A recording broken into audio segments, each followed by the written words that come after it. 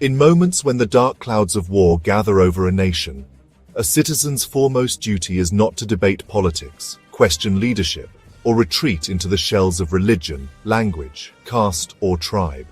His highest calling is to stand with his country, not for the sake of politicians, but for the soul of the land that nurtures him, for the brave defenders who stand guard at its gates, and for the quiet dignity of its people.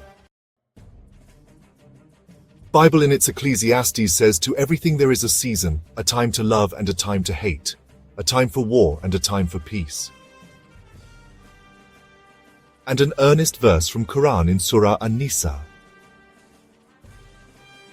Why don't you fight for God's cause and to help the weak, the men, women and children who cry out, "Lord, save us from these cruel people and send us someone to help us"?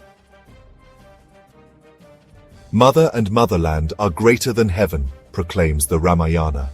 A nation is more than a government. It is the sum of its rivers, its fields, its ancestors' bones, its future children's dreams. To let personal or sectarian disagreements override this primal bond is not only irresponsible, it is, in moral terms, a betrayal.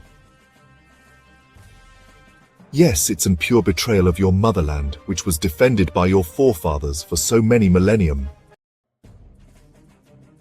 No scripture or philosophy has ever recommended standing with an enemy during times of crisis. Lord Krishna in the Bhagavad Gita urges Arjuna to rise beyond personal conflict and perform his dharma, his duty as a warrior, not for victory but for righteousness. You have the right to perform your duty, not to the fruits thereof. To support one's nation in its time of peril is not about agreement with a ruling party or ideology. It is about moral solidarity with the countless soldiers who do not ask who you voted for, but still shed their blood to keep your home safe. It is about ensuring that your conscience does not abandon those standing in the harshest line of fire. Socrates, in his dialogues with Plato, spoke of the social contract that a citizen, by accepting the benefits of his state, also inherits duties toward it. When danger looms, neutrality is not an option.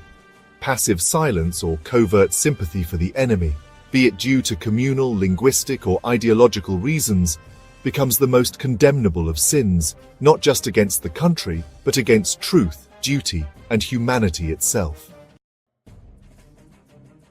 The Tamil sage Thiruvalluvar wrote in his couplet 471, "An act meant to destroy evil may still bring good, if done with wisdom and purpose, not hate." Support for the nation's defense, morally and materially, is not about militarism. It is about a deep, existential respect for the sacred ground beneath our feet. One may not carry arms, one may not agree with policies, but one must not weaken the spirit of national unity when soldiers stand at the borders with guns and grit, bearing not just weapons, but the weight of all our lives. To protect your country is not politics. It is penance. It is sacrifice. It is a moral obligation. History remembers those who stood firm in their duty, not those who let divisions lead them into cowardice or betrayal. Let us remember that in war, every silent prayer, every ration saved, every voice lifted in unity becomes a shield at the frontier. And above all, let us remember the words of the Upanishads. Speak the truth, walk the path of duty. Thank you for watching.